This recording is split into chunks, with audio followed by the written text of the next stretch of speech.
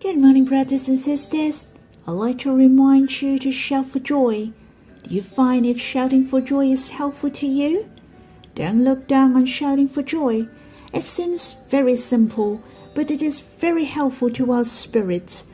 Not only it helps our faith by looking at the truths, and we can enjoy the truths and receiving these truths through shouting for joy, which is more precious. I hope not only you shout for joy in the morning, but shout for joy throughout the day. I like to shout for joy for one thing, and that is the Lord has created me the best. Everyone is so unique. We have different DNA, the fingerprints, pupils, special facial features. Even the twins, they are not the same. God creates us in a special way.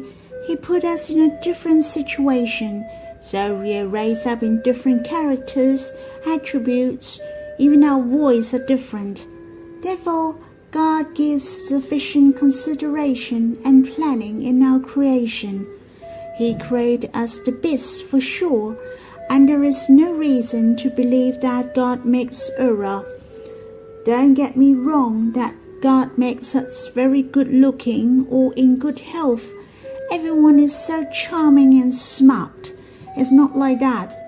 Otherwise, everyone is the same. God creates us into a special individual. It's unique and unreplaceable. Therefore, God has planned it for every one of us. No matter in what education background, in what circumstances, we can be an intimate friend with Him. We can experience the Lord deeply and can understand His will well. We are created in such an awesome being. We have the infinite potential to love Him and to know Him. So that is so precious. We have to shout for joy. He creates every one of us to the best. We are so unique. The verses I like to share with you is in the Gospel according to Matthew, chapter 6, verse 28 to 31. And it said, "And why are you anxious about clothing? Consider the lilies of the field, how they grow. They neither toil or spin. Yet I tell you, even Solomon in all his glory was not arrayed like one of these. But if God so clothes the grass of the field, which today is alive and tomorrow is thrown into the oven, will He not much more clothe you, O you of little faith? Therefore do not be anxious, saying, What shall we eat? Or what shall we drink? Or what shall we wear?" I have a different inspiration while reading these verses today. We may value the lilies are so beautiful and of great vitality. Even Solomon in all his glory, his clothing, his jewelries couldn't be compared with this lily. Then why are we worried?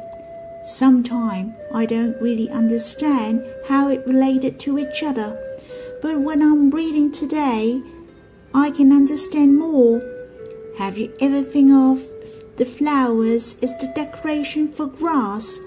The comparison with the flowers and the Solomon's accessories.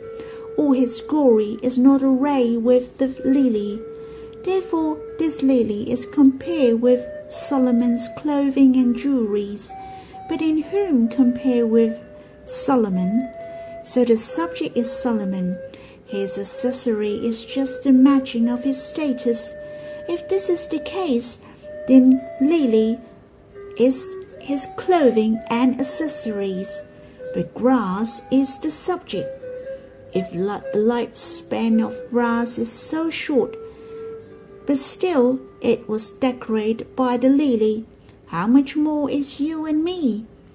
Let us think, if I'm the grass and my decoration is the lily, which is so beautiful and glorious, then why do I have to worry? Can you understand my thinking? My heart is so touched. Let us imagine If we see the grass in the field and the lilies in the field, we will pay attention on the lilies, for they are so beautiful. We will praise the creation of God. It's so beautiful, and we do amaze. In our eyes, the lilies in the field are the stars in the field, and the grass is the setup for the lilies. We may wish to be the lily, can draw others' people's attention and gain others' recognition. Therefore, we try our best to decorate ourselves, to be educated well, to have the status, to have the wisdom. We wish to give forth is our beauty. But the Lord said, the grass of the field, which today is alive and tomorrow is thrown into the oven, God still give them the decoration, which is the lilies that I have mentioned. But the grass of the field is the key participant. My heart was astonished, for it has destabilized my thought. For I thought the lily was the focus, and the grass is the decoration. God creates many things. He makes huge planets and many tiny atoms. He makes the flowers, plants, birds, insects, and fishes. All these are the backdrop. This planning of love is so amazing. We might work hard and want to be a big tall tree, or we may want to be a pretty flowers with lovely fragrance. Our lives are too tiny. It is important to find yourself in this competitive world. We find ourselves in the eyes of God. What did God want you to do? Grass very often represents the vitality. There's a saying, the grass which will grow again when the spring breeze blows can never be wiped out. God wants us to have the simple and natural life to live before Him. How precious! The Lord has given us the best. We haven't put on any decoration, but we can be so glorious, just like Solomon in all his glory. Brothers and sisters, I hope our hearts are filled with thanksgiving to live our life in God's hand. God can make our life shine forth to apply in Him and to enjoy the spiritual providence from Him. This is what God desires the most. I like to tell you a story about flowers. There was a middle-aged man wanted to buy flowers to his wife. He went to the forest and said to the shopkeeper, "I'd like to buy some flowers to my wife. It's our 40th wedding anniversary. I'm not rich. I could not provide her much money for dressing up, nor to buy her something nice, but she's the most beautiful in my heart. I don't know what shall I buy to my wife." Then the shopkeeper replied, "How about the white lilies?" The middle-aged man asked, "What's the special about the lilies? The white color doesn't look nice."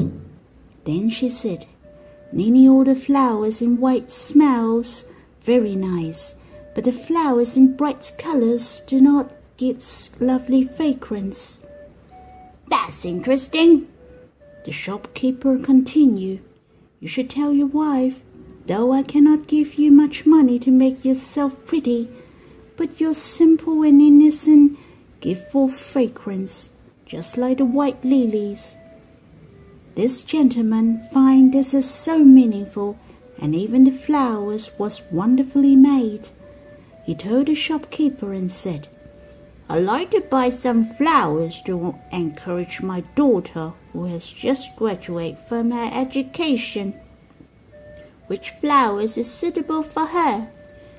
And the shopkeeper answered, "Well, I suggest you the lotus, for it blooms in the morning. Come and get it in the morning." But this man didn't understand why. shopkeeper said, "For the lotus is flowering beautifully in the morning. If lotus isn't flowering in the morning, neither it blooms in the afternoon nor at night. Man is the same. If he doesn't grab the chance while he is young to work hard and shine out with great brilliance, otherwise he will regret when he gets old." His father heard it and found it so interesting, so he bought the lotus. Then he has thought of a friend who was so humble and so talented, but she has unrecognized talents, and he wanted to buy some flowers to encourage his friend. He asked the shopkeeper, "What is the flowers which could encourage her?" The shopkeeper said, "How about the night jasmine?" This man heard it and wondering why it is the light jasmine. "It only gives forth the fragrance at night time, so not many people can smell it." The shopkeeper said, "People thought the night jasmine only smells nice at night, but it smells nice even at daytime. Just the people didn't notice it at all. When they could smell it once they settle at night, it smelled nice all day long. Tell your friend that people didn't notice you at night. Later on, when people will recognize your fragrance at daytime, so don't lose heart." Finally, he found what this shopkeeper said really makes sense. He was amazed God's creation was so meaningful. Then he told the shopkeeper and said, "If I buy some flowers to myself, what kind of flowers suits me?" The shopkeeper thought for a while and said, "I suggest you to buy the rose." This man thought for a while and said, "Rose? Is it I have thorns that I can hurt others?" The shopkeeper continued to explain to the man, "Actually, the character of every individual has something which makes others uncomfortable. We should learn how to prevent yourself to get hurt and hurting those you are so loved. I hope the rose can remind you to love your wife, to love your children, and to love your friends." This middle-aged man's experience of buying flowers is so unforgettable, for not only he could buy the right flowers and many inspiration of life as well. How precious all things are the backdrop of our growth. They are so meaningful. Many are the lessons for us to learn from God. If we can dig deeper, there are surely many treasures for us. I hope through the great creations of God, the big, the medium, and the small world, we can discover many treasures to enhance yourself, to know God better, to treasure more God's plan. May we know His heart well, to be His closest friend. All things are the decoration of our relationship with God. May we cherish it. May the Lord bless us.